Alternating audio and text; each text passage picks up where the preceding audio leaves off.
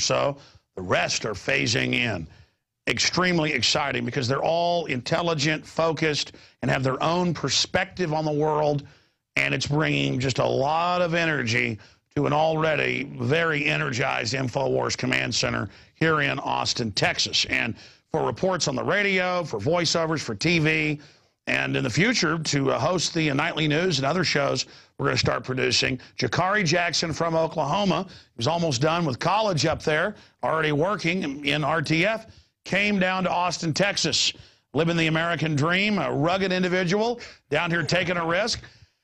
Rugged individualism, man, we like that, and he's here with us now. I wanted to interview you tonight instead of just having a guest on Skype because I wanted to just talk briefly about what you think of the INFOWARS Command Center. Just been here about a day and a half. Yeah. Then we got a few news items that kind of caught your eye today that we're going to be breaking down. But Jakari Jackson, welcome to the INFOWARS family. Oh, thank you, Alex. Good to be here. It's awesome. You were the winner, for those that are tuning in, of the INFOWARS Reporter Contest. And here you are. We've also got Dan Badandi, who's going to be in studio with us tomorrow night covering a few reports. And just a really awesome, cool crowd.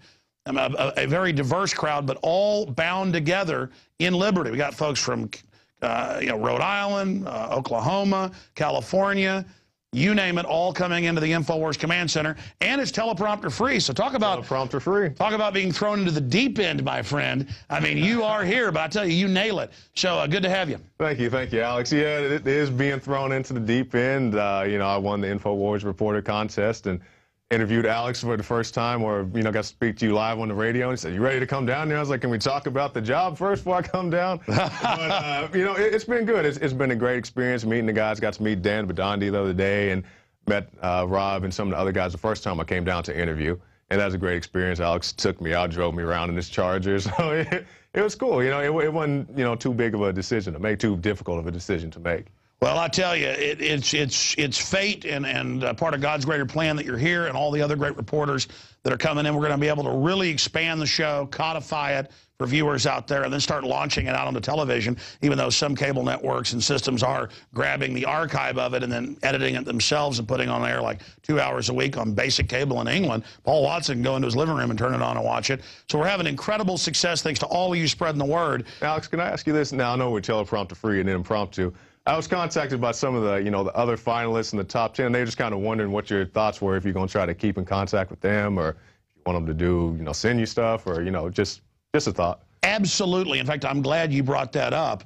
That's why it's freeform in here. We have to, you saw it just to interview, hire, fly in, people moving in, getting apartments, houses. Yeah. It's a big deal just to hire 6 reporters, even for a good-sized company. Yeah.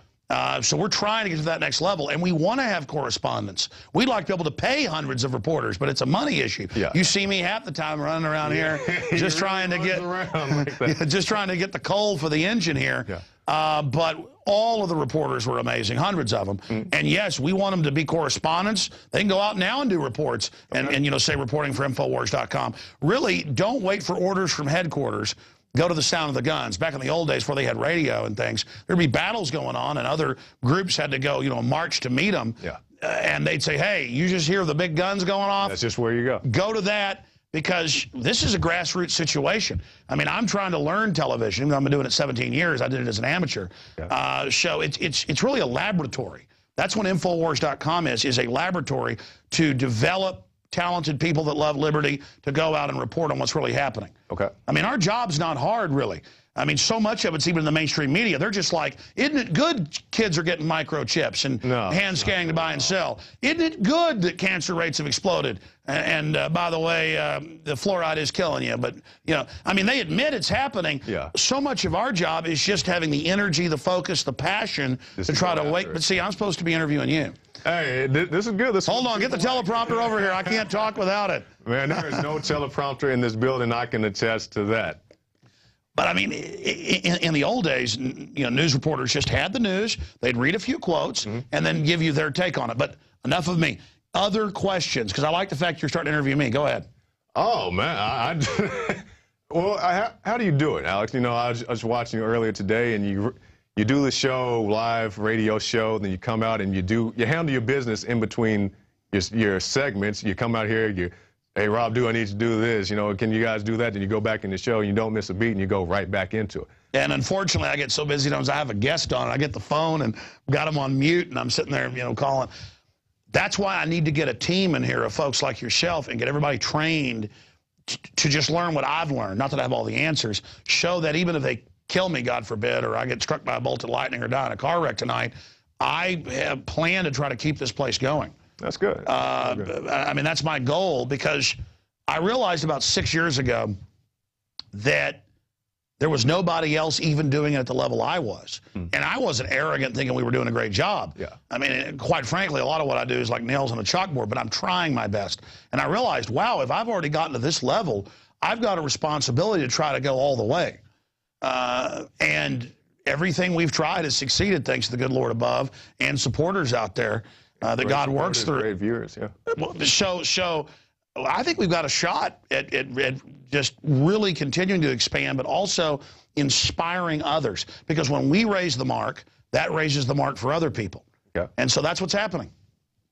People are really stepping up. I saw some great submissions in the reporter contest, and some people have gone on and kept making their videos, and I think that's... Well, see, a lot of it is we're just busy for weeks trying to watch 600 videos. Yeah. Now that you're here and others are here, everybody's learning to multitask. I mean, Rob Dews, the news director, he's back here even with his blown knee. You know, he's even back here trying to move stuff around. He's showing you guys the camera shots. I mean, it's a process. So as soon as we get 6, 7 more people that are really trained and know how to do basic stuff, boom, then we can bring in even more people. Oh, okay. And then just keep, you know... Keep building up. To the point of those of us that have really mastered things, we can just do pure research and pure news. Instead of, I walk around picking up people's coffee cups and stuff. He really does. He went and got me a cup of water my first day here, so... Well, but that's what it's all about, because you've got, my wife's always saying, you got to hire a manager. We've hired managers before, and managers can do certain things. But when it is so grassroots and so fluid, there aren't people that know this stuff. I mean, this is true grassroots media. We're redrawing the designs here. And so it is a work in progress. Work in progress. Any other questions? I'm good for right now, Alex. Are you in, well, I mean, I guess Oklahoma's hot, so you're used to 110 degrees. It's this big myth. It's no hotter in Austin, Texas than it is in Tulsa, Oklahoma. Now, it is a little bit hotter in Dallas, but the difference between Austin and Tulsa, when I flew back to Tulsa, when I stepped off that plane, that heat just hit me. I was like, this is what heat is. I mean, it gets hot in Austin, but not as hot as it does in Tulsa. So it wasn't too much of a culture shock for me, no. Austin does not get as cold as Dallas in the winter. Okay, so I can believe that. So I guess that is the difference. I bet Tulsa gets pretty darn cold. I've been up there. It can get cold. We had ice storm back in 2008. You know, yeah, and people die in those ice storms. Yeah, I mean, you know the answer: ban ice storms. Bill Gates is working on that. There's your global warming, the ice storm in Tulsa, Oklahoma. We had I don't know how many consecutive days of 100-degree heat. I mean, it's ridiculous. Now I'm supposed to be interviewing you. I'll guarantee you on YouTube it'll be "Shut up, Jones! Shut up!" I mean, that's like a popular meme. I mean, it's a minority of folks that complain like that. But, I mean, you can't argue with success, but I'm here. You're asking the questions now. You know, the number one thing I see on YouTube as far as your videos, everybody talks about Zionist, Zionist, Zionist. I mean, this is impromptu, teleprompter free. If you can just throw something out, can you explain a little bit about the Zionists? Do you know anything about that? Well, I'll tell you. When I've talked about the Zionists, that makes all of the anti-Zionists even more angry. Okay. Because they're invested in the fact that they believe, that I work for Israel or something. Okay. And I mean, those same groups, the whole anti-Zionist thing, it's very complex. Okay. There are some people that are reasonably mad at some of the things Israel's doing, which have been compared to apartheid in South Africa. Okay. And it is pretty darn close to that. I mean, it's tribal warfare going on. And I've always been critical of things like that. Explain it. And then I have the whole kind of ADL Israel lobby viciously after me. Right. And then all these white supremacist groups, I mean, you name them. You go to their websites, they're not talking about Benjamin Netanyahu. They're not talking about Jesse Jackson. They're talking about me. Alex Jones. Oh, I mean, I am like the #1 thing. And I've figured out why that is. It's because the feds have been caught, and so have the other subgroups running those. So I've got them attacking me, and then the groups they're running attacking me, because what they're really afraid of is the American people just get together for for the Bill of Rights and Constitution. Yeah, they don't want that. And so, as Cass Sunstein at the White House said, he goes, we'll pose as the opposition and radicalize it where it's so nasty nobody joins it. So we got a website about, hey, they're funding Al-Qaeda to attack Syria. This is wrong. They're like, shut up, you Jewish agent. You know, and I'm, well, wait a minute. We don't want Al-Qaeda attacking Syria and starting a big war. What's that have to do with I'm supposedly a Jewish agent? Shut up, you're a Jewish agent. And but basically, by tracking them over the years, I figured out most of them are actually operatives. So it's just the nastiest thing they can throw in the middle of it. I'm like, hey, General Motors got paid $22 billion to move our jobs over to China and Brazil. And they're there going, shut up. We know you work for the Jews. We're going to kill you. And you're like, but they paid to move the jobs to Brazil. Yeah. What? Shut up! You're gonna. I got the articles right here. Yeah, but it's the nastiest thing. It's like, I hate to have a gross analogy, but it's the only one that works. It's like we got this big punch bowl of truth, common sense. Everybody wants to climb in and get a cup of it. Yeah. Maybe even somebody puts some Everclear in there or something. I mean, this is a big old nice. Yeah, Marcos says he did. Marcos Morales in there. And so it's a big party's about to happen. Okay. And the New World Order goes over. He goes, what's the nastiest thing we can do? Well, let's just start screaming a bunch of anti-Semitic stuff. And then they just take a big old crap in the punch bowl.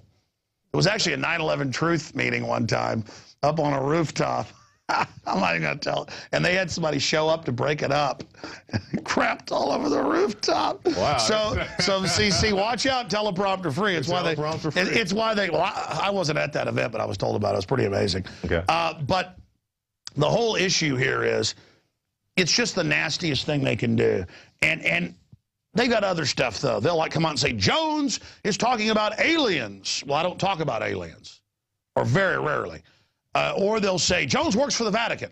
See, what they do is they actuary it out, where they know there's a Protestant-Catholic fight going on, so they try to put me in the middle of that because I'm not involved in that.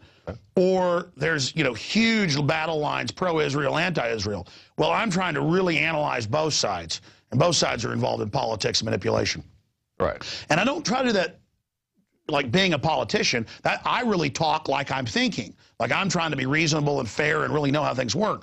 So it's the fact that I do try to bring people together. You know, it's like one of the guests I had on a few weeks ago, he was bringing up the fact that when Malcolm X was all racial division, the media gave him endless coverage, but as soon as he got away from that, they killed him.